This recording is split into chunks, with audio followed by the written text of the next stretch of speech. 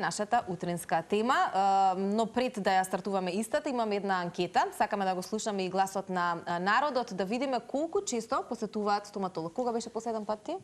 Тоа е задолжителна камина во календар на секој 5 месеци. Дури не ни 6, затоа што едноставно си има тоа тука веќе биолошки часовник кој што си укажува. Добро, да видиме што мислат нашите граѓани и дали посетуваат стоматолог исклучиво кога имаат некаков проблем, болка или тоа го прават и превентивно. Дали често посетувате стоматолог? Да, редовно одам на стоматолог. Да. Тоа и децата така ми се. Внуците, децата сум ги научила обавезно да се оди на забар. Да. Често, да.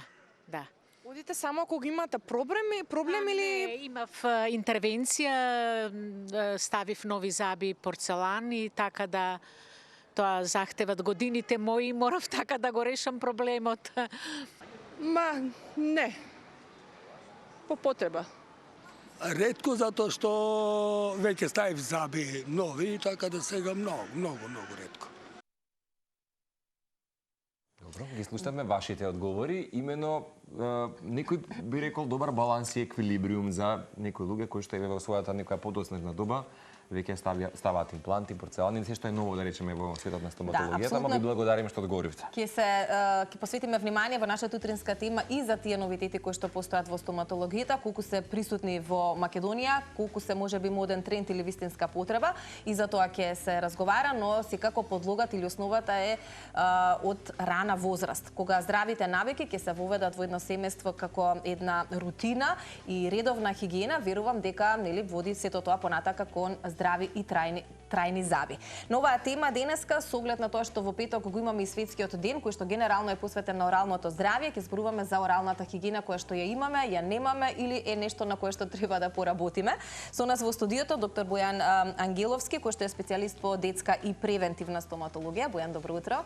Добре ни дојде, и доктор Ана Кратулица Георгиев, доктор по дентална медицина. Ана, добро утро и за тебе. Супер друштво. Супер друштво сте и верувам дека ќе имаме и супер разговор. Ќе почнеме со Бојан, бидејќи некако основата е нели од мали нозе. Кога може би вистинскиот период да се посети, да биде првата посета на стоматолог за дечињата, затоа што нели знаеме дека генерално за да имаме здрави трајни заби, треба да имаме и добра основа, да имаме веројатно здрави млечни заби. Веројатно првите години се клучни за да се направи некаква убава динамика. Секако се сложувам. Би рекол дека посетата на стоматологот треба да биде идеална во оној период кога никнуваат првите запчиња кај малото детенце. Тоа е околу 6-месечната возраст. Меѓутоа, доколку родителите не успеат тоа да го направат во тој период, тогаш препорачуваме барем до првата година да направат посетата на стоматологот. Често кажуваме дека првата посета треба да биде во едни пријатни услови за самото детенце, во кое што всушност ќе го запознае професијата стоматолог, секако ќе се детектираат одредени неправилности во однос на забалото, во однос на растот и развојот на вилиците, на јазикот и на сите меки и тврди структури во устната празнина. И она кое што е најбитно за детската возраст, за да продолжи понатака соодветно растот и развојот на забалото, е да се дадат соодветни правилни насоки за орална хигиена на родителите. Мора да признаеме само една работа, и двајцата ќе се сложите, дека кај многу, ја и Цеце и вие сигурно сте имале во обкружувањето луѓе кои што имаат неверојатна фобија од стоматолог. И во моето најблиско обкружување, да не го споменам неговото име, бидејќи ќе има по оваа емисија и разговор мала шега, меѓутоа мора да признам дека некој пат и таа фобија знае да се всади од родителот, ама и навиките кои што нели се клучни, ќе кажеме, кога се градат тие здрави навики, доаѓаат и од родителите. Претпоставам дека се случило во вашата кариера такво сведоштво, после години да дојдат, да речеме, и момчиња, девојчиња, па и возрастни клиенти, некако да го пробија тој страф, а мора некој пат да се случи нешто, да се ревидира во устната шуприна која што е почеток на здравјето. Кој сака нека се одговори? Потоа треба ние да ги промениме тие фобии со еден добар пристап во кој што ќе ги објасниме сите процедури, да нема ништо неочекувано и секако да работиме нежно и убаво да ја завршиме таа работа, па кога ќе се види на крај резултатот, да се заљубат во стоматологот. Па може така да го кажете, и кога ќе ги видат на крајот убавите резултати, па уште кога ќе бидат едуцирани како понатаму, тогаш веќе правите добар пациент. Патот не е лесен. Не е едноставно од пациент кој што има фобија да го разоружите, меѓутоа ако ви кажам дека се случува на крајот дури да спијат за стоматолошка интервенција, тоа значи дека може стоматологијата и фино да се сработи, да се имплементира и на крајот да бидеме сите задоволни од процесот. Да. Еве Ана, што вели твоето искуство, бидејќи долги години си во ова област и постојано се надградуваш и доцираш, генерално ние како нација имаме култура или не култура за кога е оралното здравје во прашање, затоа што не секогаш кога е само денот сакаме да зборуваме, ние генерално низ текот на годината мораме да посветуваме внимание на вакви теми за да се подигнува јавната свест. И кога во 21 век зборуваме за некултура, е тоа вака погубно за вас како професионалец во темава или е нешто на кое што ви дава дополнителна мотивација да освестуваме што поголем број на луѓе? Тешко ми е да не видам критична на темава, затоа што голем дел од едукацијата и професионалното работно искуство го имам стекнато надвор од државава и имам репери за некаква компарација. Доста сме назад пред светот. Како што зборуваме и кажува доктор Бојан, треба да почнеме од таму како се четкаат завите, а никако да некои лекции ги скокаме, па одиме малку понатаму. И првото прашање е дали ние стоматолозите сме етички, колку сме етички во работата што ја вршиме, затоа што со нашите интервенции можеме да допринесеме и кон старење на устата и на сите ткива што ги имаме во устата. Еве, например, се залетуваме по некакви модни трендови, порцелански фасети, тоа е генерално мој осврт на работа во кој што се едуцирам целиот живот и ги практикувам веќе 15-17 години. Денес доаѓаме на дереже кога мали деца од 20 години имаат веќе оштетени заби на кои што е нешто залепено заради некаква естетика. И тука на вистина се поставува прашањето дали сме ние доктори кои што треба да го штедат забното ткиво, да ги научат пациентите како да бидат здрави, сето тоа да функционира на долг рок, бидејќи колку е животниот век? Јас го гледам животниот век како еден век, како 100 години. Ако некој на 20 години ги оштетил забите, со која материја, забна субстанција ние ќе работиме понатаму за да го одржиме тоа забало, функционалност и здравје во устата на долг рок, затоа што и еден возрасен човек од 60, 70, 80 години сака да има добра жвакална функција, добро да јаде и на крајот да нема други здравствени проблеми затоа што устата функционира како што треба. Мислам дека тука одиме предалеку, дека следиме некакви трендови неосновано и неетички, така да првото прашање треба да се постави колку сме ние етички како доктори и што е тоа што ние нудиме, прифаќаме да сработиме или не, затоа што сепак треба да се грижиме за едно здравје, а не само за естетика. Естетиката е нешто што следи. Но тоа веројатно говори и за неинформираноста или неедуцираноста генерално на нашата нација кога е така оралната хигиена во прашање. Сите сакаме добра насмевка, а каде е хигиената? А знаете како никој не го гледа ткиво? Тоа сите гледаат што е бело, никој не гледа што е розево. Тоа розево мора да функционира затоа што како да ви кажам, и тие деца од 20 години што денес имаат ставено вештачки заби, на 30 и 40 години веќе ќе имаат непријатен здив затоа што тие заби не се добро имплементирани, сработени во устата и сето тоа ги дразни ткивата која што потоцна ќе донесе до парадонтопатии, воспаление и така натаму. Така што треба малку да дигнеме кочница, да се научиме како правилно се мие, колку често се оди на забар, кога ќе ставите протецки на доместок, еве дури и да мора да ставите нешто во устата. Како тоа нешто се одржува, затоа што тоа е како да си купите автомобил и потоа не отидете ни еднаш на сервис и не смените ни улјени филтри. Редовни сервиси мора да постојат. Сепак имате страно тело некакво кое што мора да се одржи. Тоа не е нешто нели органски вродено. И многу го начнавте и зад камери и сега дека некои работи како да сакаме да ги прескокнеме и веднаш да добиеме нешто најблескаво на светот, а процесот до тоа што велиш Ана и ушната шуплина си има некаков свој животен век, нели таа и пред време може да остари токму поради не хигиената која што е начна. Значи секогаш мораме да се трудиме да бидеме што помалку инвазивни ние докторите во устата на пациентот. Да тргнеме од превентива, да завршиме со сите нешта кои што треба во устата да се стабилни за таа уста да функционира на долг рок. Па потоа нешто да правиме. Дури денеска, например, завите ги, кога сакаме да правиме една протетска реконструкција, прво завите гледаме да светот гледа. ние малку помалку, но еве да се трудиме и да сме со исклучоци. Прво забите да ги наредиме во еден правилен забен низ, за да не треба некој заб што е ротиран, штрчит, да го истругаме многу. Туку да го наредиме за малку, да го чепнеме и да направиме голема композиција. Ме саѓате, така што немаме ние резервно ткиво. Тоа е ткивото и ние мораме со тоа ткиво нежно, внимателно за цел еден животен век да функционира. Искрено, апропо стравот, што мислите, дали е научен или наследен некој пат кај многумина? Нели стравот ние кога се раѓаме не го наследуваме. Едноставно стравот многу често јас во праксата сум се сретнал особено со мали дечиња кога дошле со родителите кои што ги донеле во ординација, кои што навистина немале никакви проблеми и таа една посета е сосема различна од онаа посета во која што родителот веднаш кога ќе влезат во ординацијата, веднаш му посочува на детето не се плаши, нема да те боли.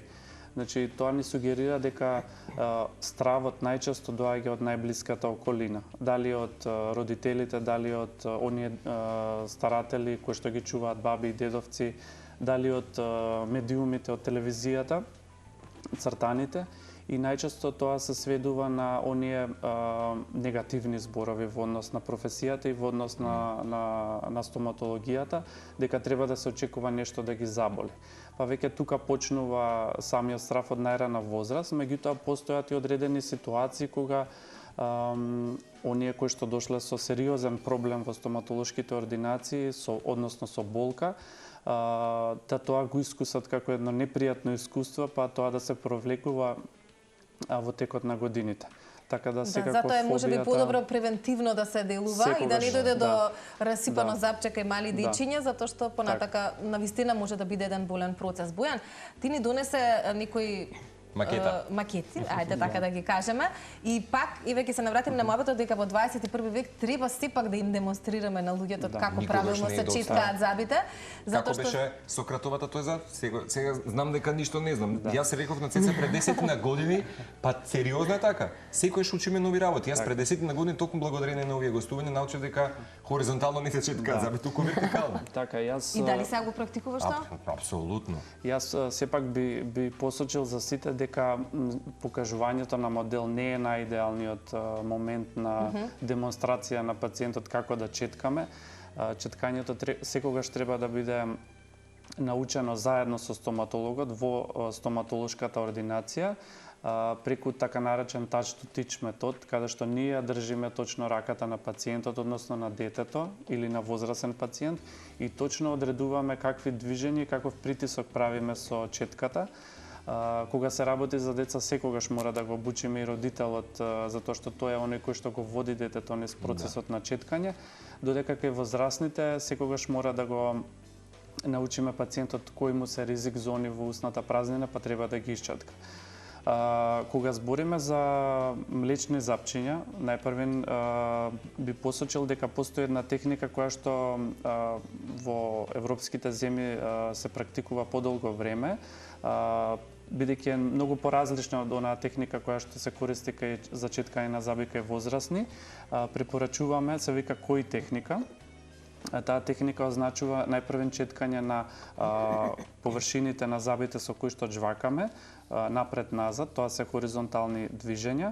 Понатака, кога детето е со затворена позиција, родителот треба да дојде позади него, да се гледа во огледало и со затворени заби да прави кружни движења од надворешната страна. Таа е пресудно за млечни заби. Пресудно за млечни заби со кружни движења од едниот до другиот крај на забите, додека за внатрешната страна или inner part, скратеница од самата техника е исчеткување од непцето кон надвор. Од надоле нагоре, да. добро. И секако задолжително е да се исчетка јазикот. Кога се работи за техника на четкање кај возрастни, малку е покомплицирана, бидејќи имаме повеќе заби.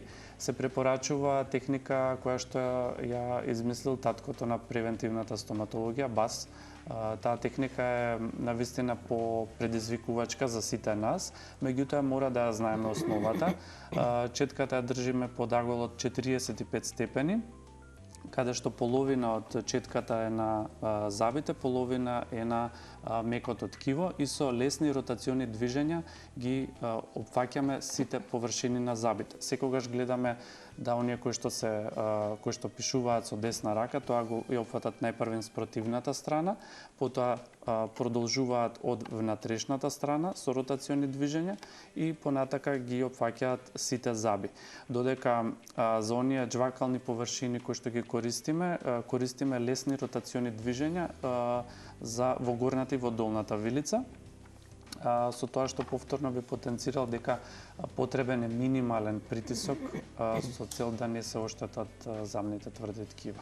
Бојан, имаш ли некој магичен совет за родителите, бидејќи знаеме какви пациенти можат да бидат дечињата? Ја споменавме таа нивна прва посета или генерално посетата на стоматолог, која што знае да биде проследена со страв, со несоработка и така натака, но кога веќе ќе имаме ситуација на веќе кариес или некакви други здравствени орални проблеми, ситуацијата знае да биде многу покомплицирана.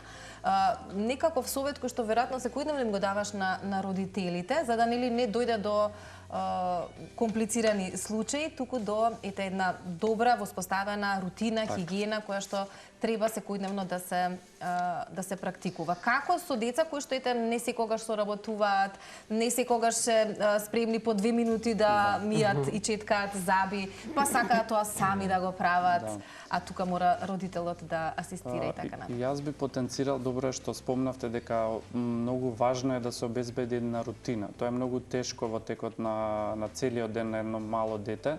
И оралната хигиена би кажал дека не започнува се од оралната хигиена, односно не се од тоа дали детето сака или не сака да четка, туку започнува од целокупниот дневен ритам на детето. Така што четкањето е само доаѓа да кажеме на крајот на денот или на почетокот на денот, меѓутоа многу е побитно четкањето да се одвива во една пријатна атмосфера, откако детето ќе биде наспано.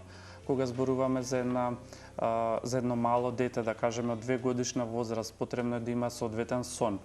Кога ќе има соодветен сон, односно кога ќе има таа дневна дремка, детето ќе биде во целосен потенцијал и да ги оствари сите совети и насоки кои што ги дава родителот.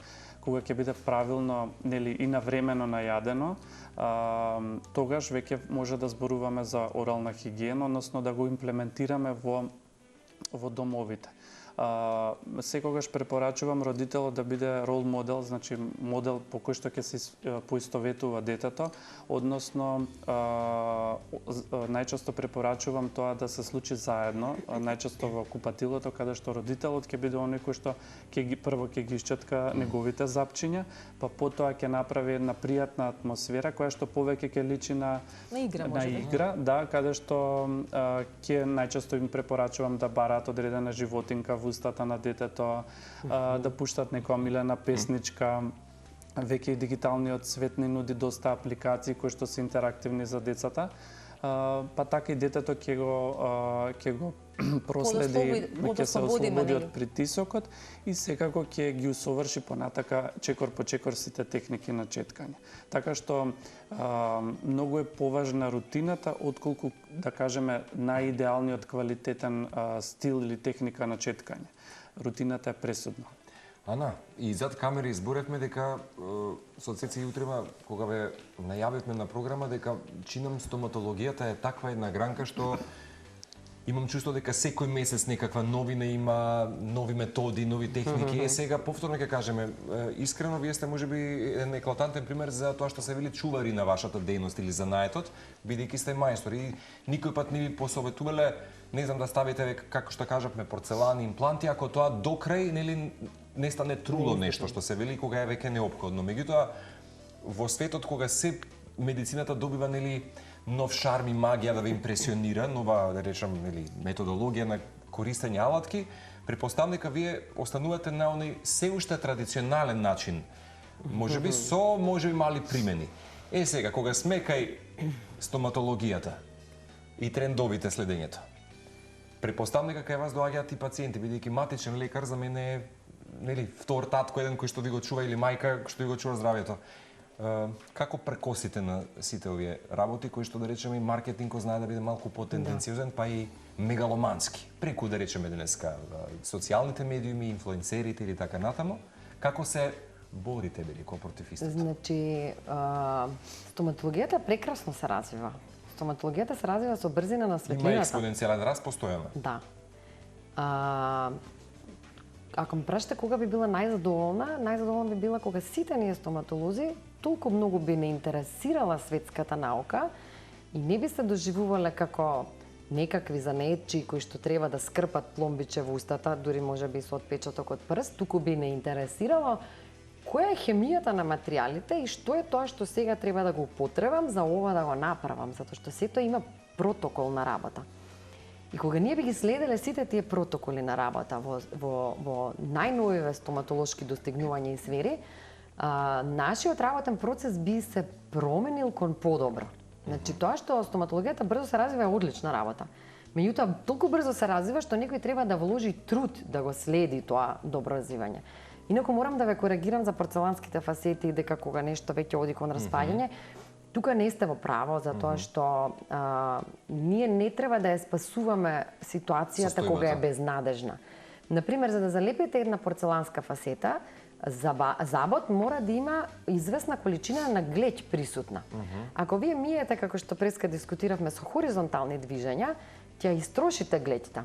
Ако јадете свежа храна, пиете цитрусни сокови, сте веган, вегетаријанец, имате генерално поголем ацидитет, поголема киселина во устата, таа глеќ побрзо се растопува и се стенчува.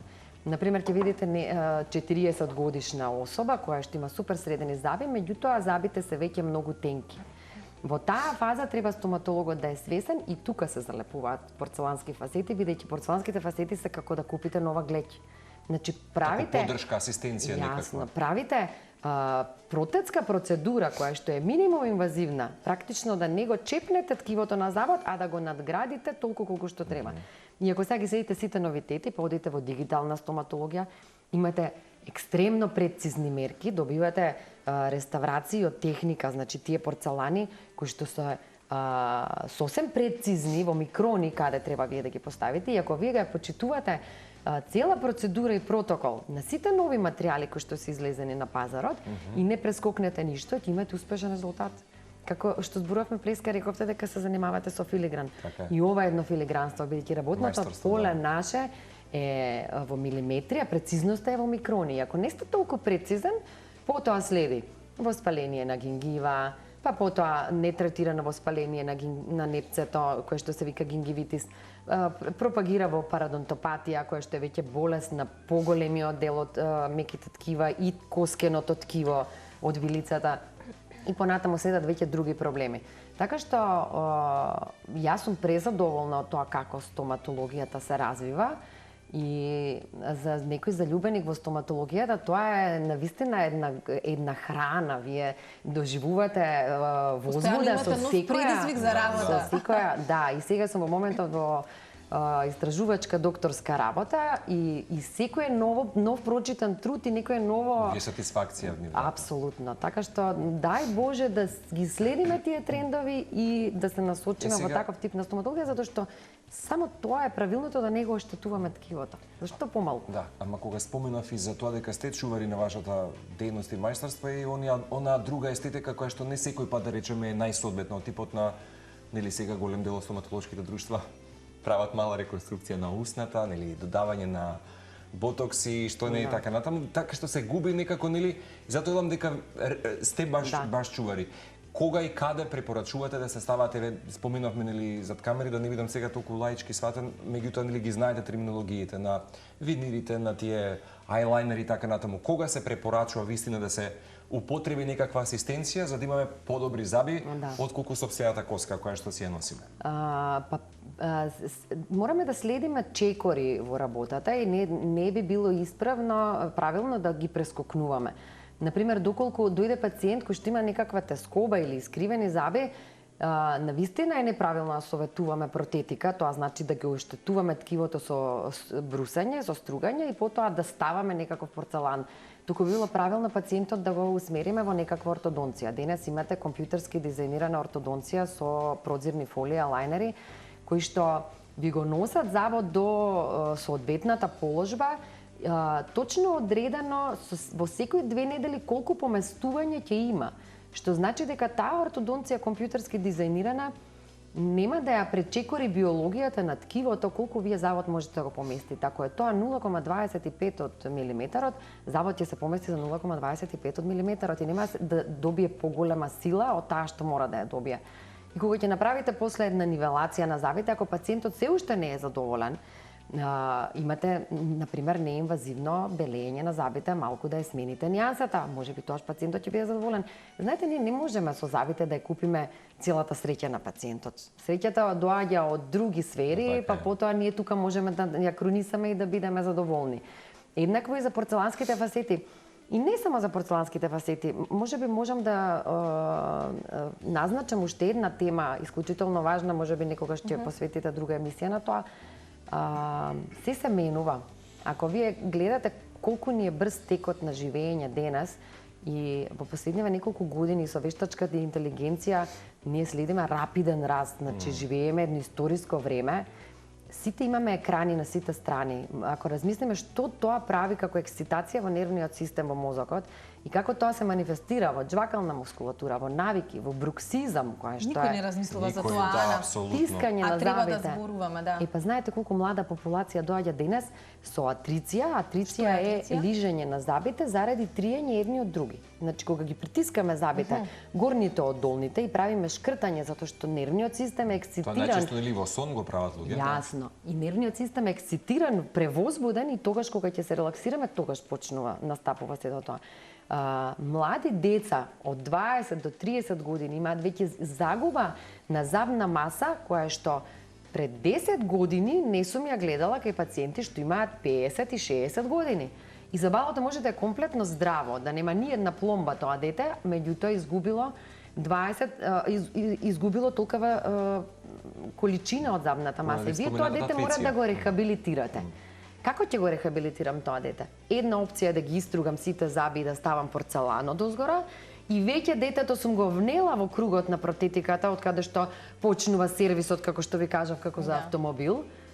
И ако не е тоа се доследно потоа следи во известни болести во устната шуплина, или ќе треба тоа дете да го рехабилитирам на минимален начин, да го следам, да го третирам од година во година, како например да му давам како да менувам резервни гуми на возилото.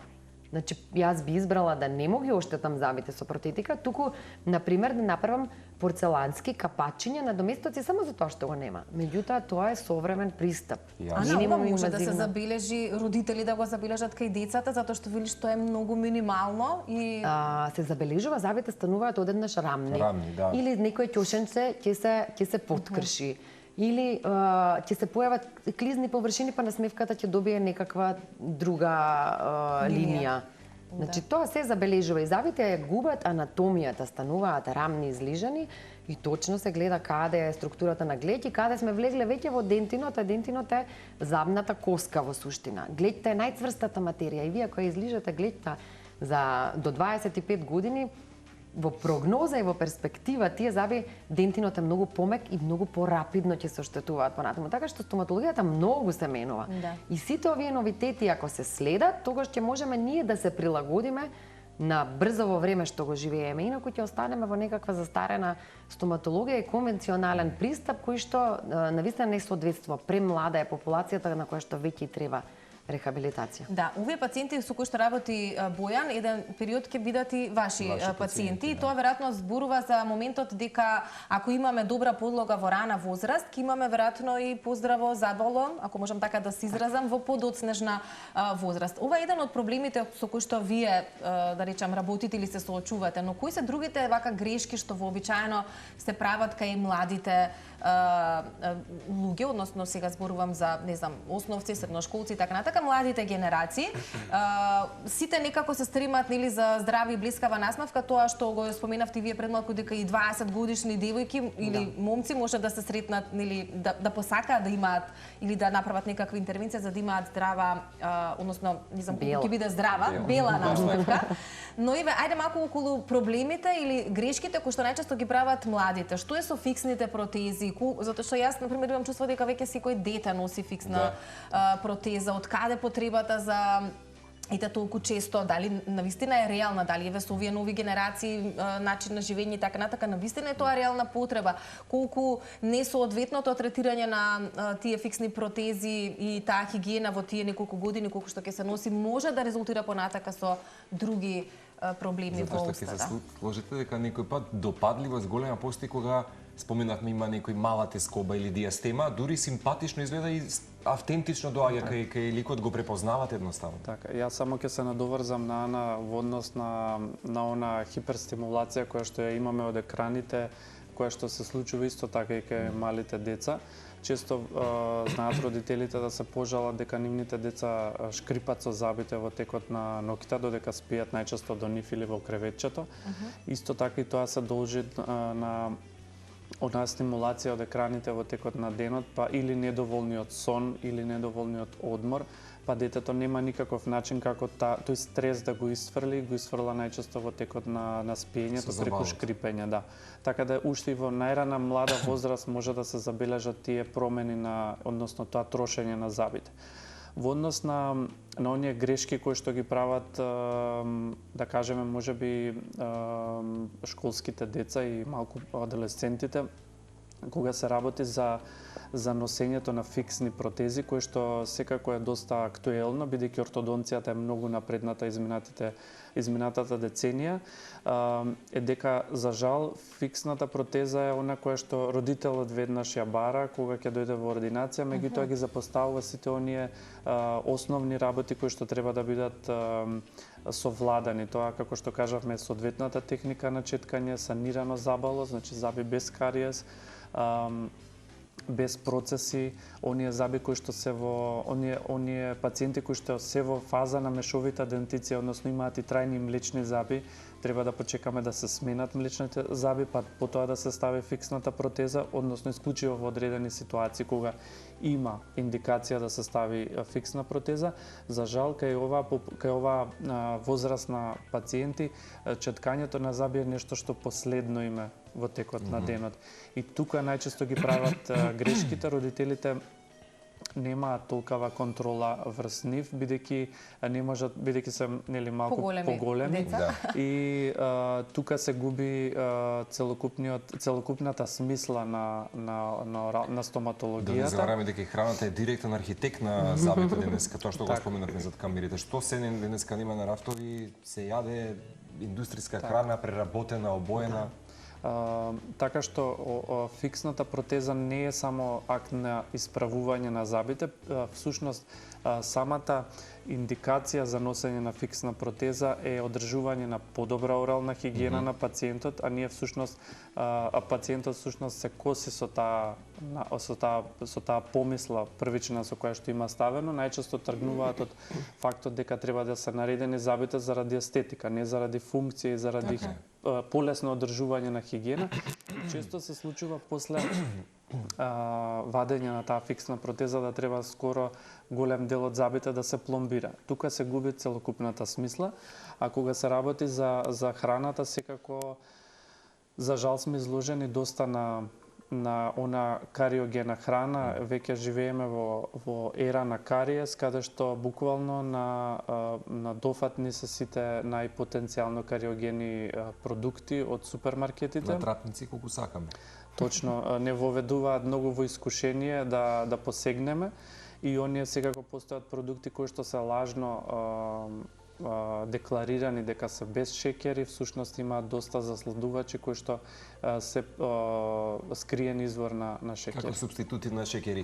Кога ги споминавте фиксните протези, порано тоа што споминавме со сеце неопходно беше таму каде што да речеме, нели, имате скоба и мора. Денеска дали важи се уште правилото исто и ме интересира дали се уште кога бев дете, јас знам сеќавам мораше да паднат сите умници или осмиците и така натаму за да се направи нова инфраструктура на забавото која ќе добие една нели конкретна возраст за да може дали да подложи на промена. А Ана ми спомена бидејќи нели сите еве и јас лично сум бил клиент да речеме со фиксна, тежишето повторно се враќа.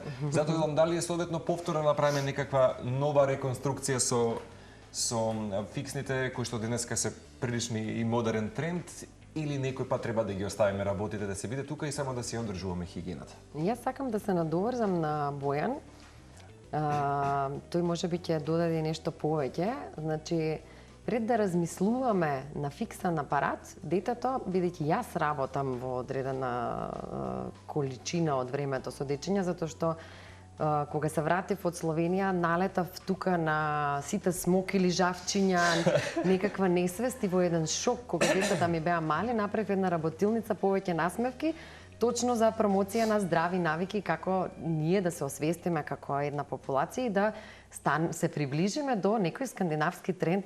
Еве со Бојан може да се прашаме дали некогаш ќе дојдеме до скандинавскиот сладок ден во неделата. Кај нас е имаат еден ден кога имате трит. Тогаш се почастувате сладко, а кај нас сладко после секој оброк, еве моите деца викаат: "Мама, имам ли нешто благо?" Има ли награда после ручек? Да. Така што во оваа фаза на рано детство и мешовито забало има еден момент многу важен кој што ние треба да го уловиме во развојот на детето. Да следиме како се развива, колкава е таа вилица што детето ја има и како ќе оди во перспектива. Бидејќи има методи на работа кои што се викаат интерцептива, значи тоа е нешто што правите нималку безазлено, детето нешто вежба. И со тоа што детето нешто вежба, вие го развивате.